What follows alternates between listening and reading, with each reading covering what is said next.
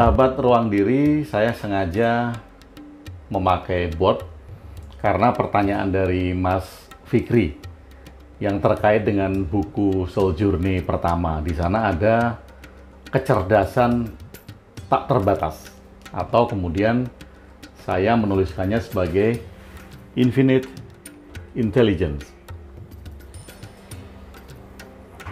Apa sih ini? Apa sih sebetulnya kecerdasan tak terbatas itu?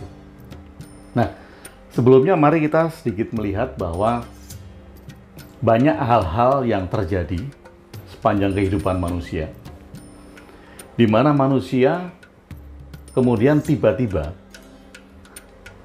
mengetahui sesuatu, atau bahkan bukan mengetahui, memahami sesuatu tanpa dia belajar. Kalau di dalam Islam, itu disebut ilmu laduni, ilmu yang didapat tanpa dia belajar. Ada nggak? Ada. Hanya sebutannya aja yang berbeda-beda. Jadi, ini bukan tentang monopoli siapapun juga ya. Ini bukan monopoli tentang satu agama, bukan monopoli orang yang mendapat kekhususan atau orang yang sudah mendapat tingkat pencerahan keberapa. Sama sekali nggak, sama sekali nggak. Ini sangat umum sekali. Sangat umum sekali dan bukan monopoli satu orang, bukan monopoli satu golongan, bukan monopoli satu agama. Tapi setiap orang mempunyai hak yang sama untuk kecerdasan tak terbatas.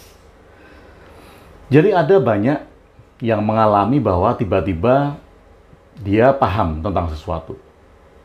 Atau bahkan Anda semuanya mungkin juga pernah mengalami hal itu, bahwa ada yang Anda pikirkan, tidak dapat Anda pahami, kemudian tiba-tiba dengan sendirinya Anda paham. Nah, dari mana pemahaman ini? Kadangkala orang bingung, kemudian karena saking bingungnya, metafornya adalah diberi petunjuk oleh Tuhan. Dan metafor yang lain adalah wahyu yang diturunkan oleh Tuhan. Nah, sekarang kita lihat ini dulu. Ini adalah di bagian bawah. Ini adalah knowledge. Oke, ini saya sebut knowledge. Knowledge. Oke. Karena ini area knowledge, areanya pengetahuan, otomatis ini adalah area dari mind.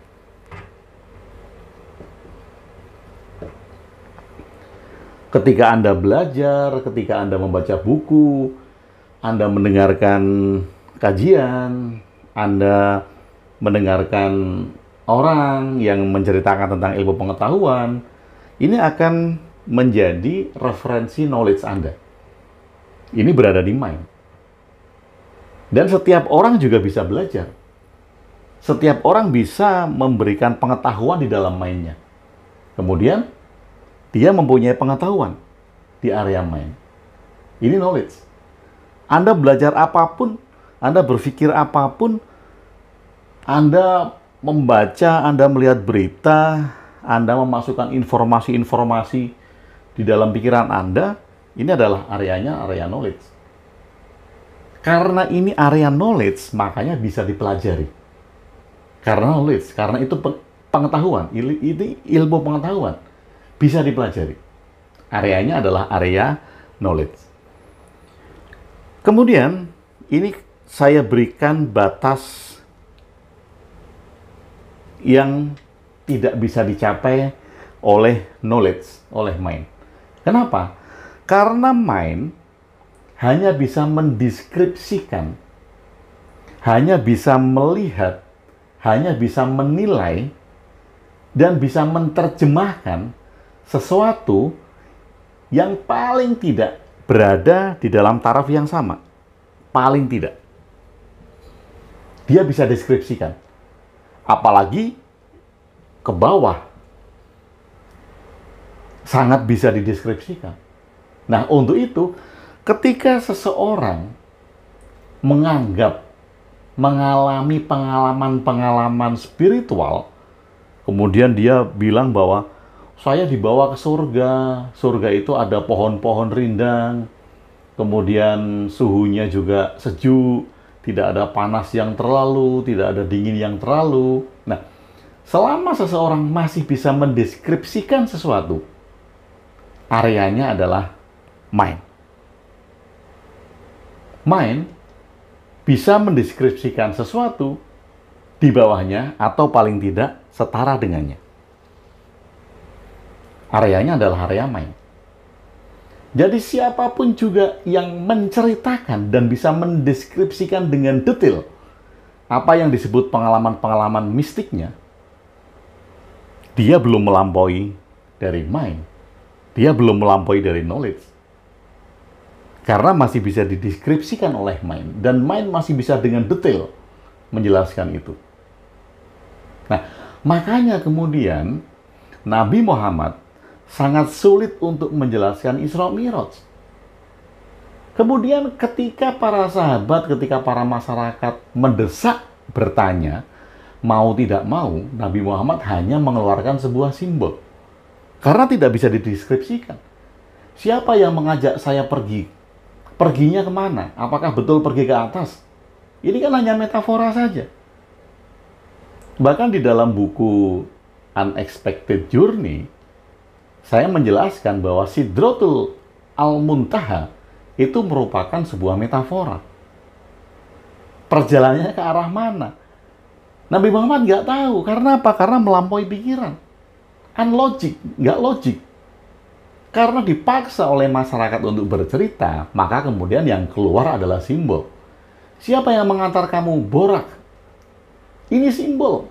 Karena apa? Karena tidak bisa dijelaskan. Siapa yang mengantar saya? Saya sampai kemana? Arahnya kemana? Semuanya simbol.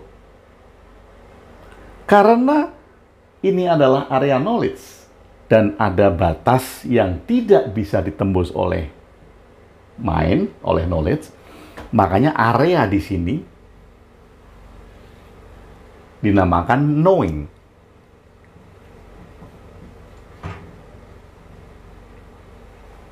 Memahami, mengetahui.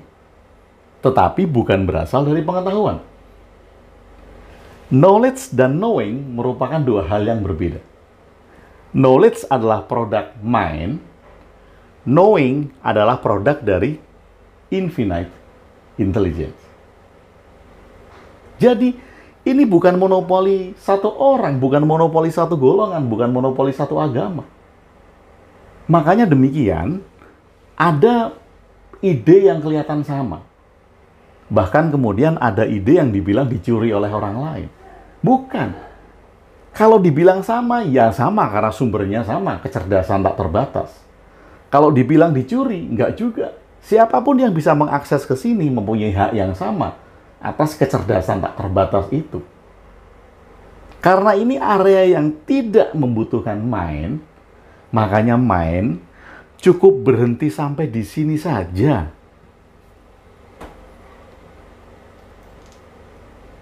Mind tidak bisa masuk di Sidratul Muntaha. Mind tidak bisa masuk di langit ketujuh. Karena itulah kemudian Jibril hanya bisa mengantar sampai di sini. Silahkan, hai Muhammad, kalau kamu mau menuju ke pintu paling luas, kamu mau menuju ke pintu Tuhan, saya hanya bisa mengantar sampai di sini. Karena mind tidak bisa masuk ke sini. Dan tidak bisa mendeskripsikan apapun juga. Nah, permasalahannya adalah bagaimana manusia bisa mencapai ke sini. Jelas gampang. Gampangnya bagaimana? Karena mind tidak bisa mengantar ke sini. Area dari knowing ini bisa dimasuki apabila drop mind. Apabila manusia melakukan drop mind, dia akan mengalami Lailatul Qadar. Dia akan mengalami loncatan yang sama dengan 1000 bulan. Ini loncatan kuantum. Di mana ini drop, infinite intelligence dicapai. Dan manusia mengalami knowing di sini. Dia memahami semua alam semesta. Dia memahami penciptaan. Dia memahami rahasia-rahasia pelik di alam semesta. Memahami. Tetapi, ini akan sulit sekali diceritakan kembali. Sulit sekali. Manusia kemudian bisa memberikan simbol-simbol. Memberikan metafora-metafora. Karena apa? Karena memang tidak bisa dideskripsikan. Anda paham, tapi nggak bisa deskripsikan. Anda memahami sesuatu yang maha besar, tetapi Anda tidak bisa bercerita secara detail karena knowing. Karena Anda tiba-tiba paham, aha, oh ini toh maksudnya. Karena dia bukan knowledge, karena dia bukan product mind, makanya tidak bisa dideskripsikan secara detail. Nggak bisa. Nah, ini merupakan hak setiap manusia. Bukan monopoli satu orang. Bukan monopoli satu golongan. Bukan monopoli satu agama. Siapapun juga, tanpa kecuali. Siapapun juga, tanpa kecuali, bisa mengakses ini. Bagaimana cara mengaksesnya? Cara mengaksesnya adalah drop mind. Sehingga terjadi loncatan dari knowledge menuju ke knowing. Nah, tentunya apabila manusia selama lebih dari separuh hidupnya itu hidup dengan mind, sangat susah sekali. Bagaimana bisa 24 jam kita harus drop mind? Oh, enggak. Tidak, jelas tidak bisa.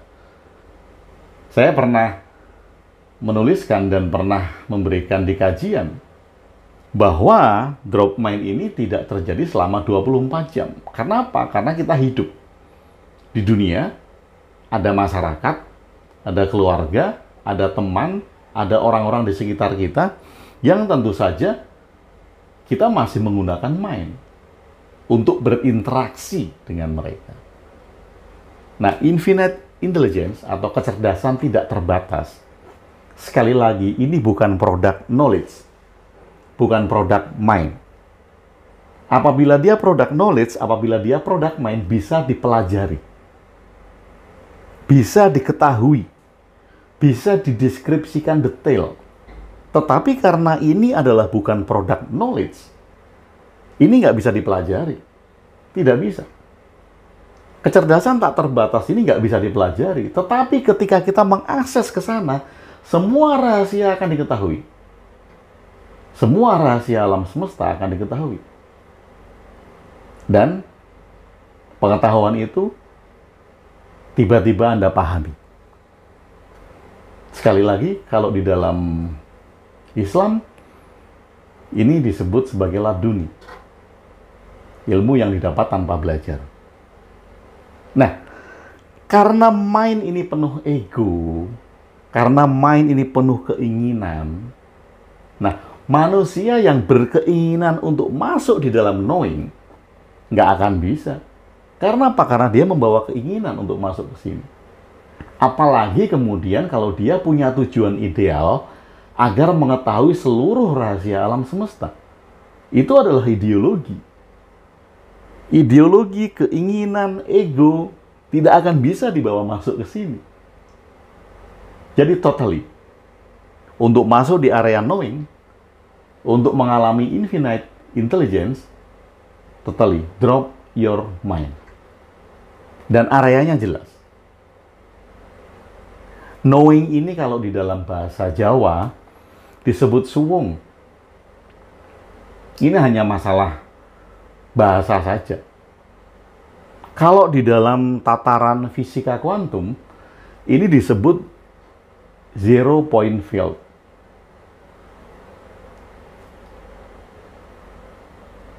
Kalau di dalam bahasa agama,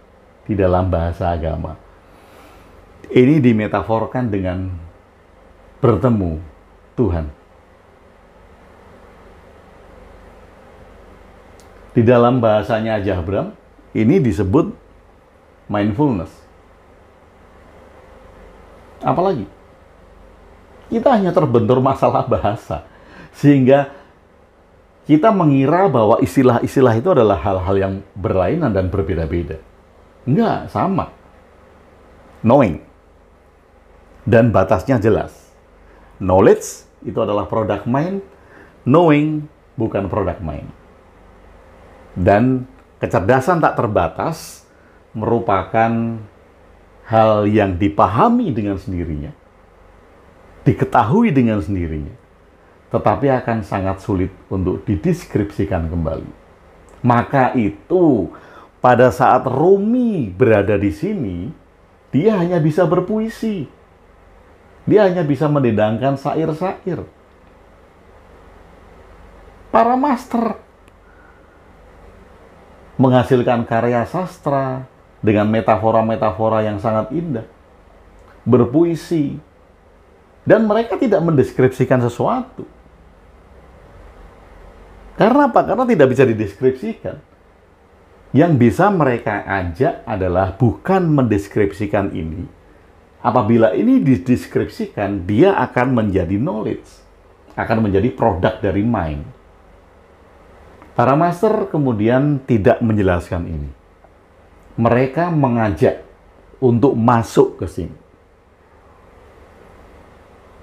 Sekali lagi, bila kita ingin pengetahuan, bila kita ingin knowledge, carilah di mind. Tapi bila kita tidak akan lagi mencari knowledge, karena ini bisa menjadi sampah bagi ego, drop mind. Ketika drop mind, Anda akan meloncat masuk ke knowing. Anda akan mengakses kecerdasan tidak terbatas. Walaupun ini hak semua orang, tidak ada monopoli satu orang pun, tidak ada monopoli satu golongan pun, tidak ada monopoli satu agama pun. Yang bisa kita lakukan adalah mengikis ego, menyadari bahwa keinginan menyengsarakan, menyadari bahwa ideologi itu menghambat, dan drop semuanya. Simple ya kalau seperti ini. Simple. Tapi prakteknya nggak simple. Kenapa nggak simple? Karena ego kita, keinginan kita, bahkan keinginan yang terdalam, desire kita, itu akan sangat mengganggu sekali. Dan kita akan ditarik-tarik untuk menikmati ego tersebut. Oke, ini tentang kecerdasan tak terbatas dan bagaimana cara mengakses dari kecerdasan tidak terbatas. Untuk itu yuk, kita tetap terus berlatih, kita tetap terus berdisiplin untuk melakukan latihan-latihan yang menjinakkan pikiran kita, menjinakkan ego kita, sehingga kita bisa mengaturnya, dan kita tidak dikendalikan oleh knowledge dan mind ini. Ya, ini adalah tentang kecerdasan tidak terbatas. Semoga Mas Fikri paham dan sahabat-sahabat lain yang mendengarkan penjelasan ini tentang kecerdasan tak terbatas dan perbedaan dari knowledge dan knowing juga bisa memahami ini bersama-sama. Terima kasih. Bersama saya di Ruang Diri, Agung WB.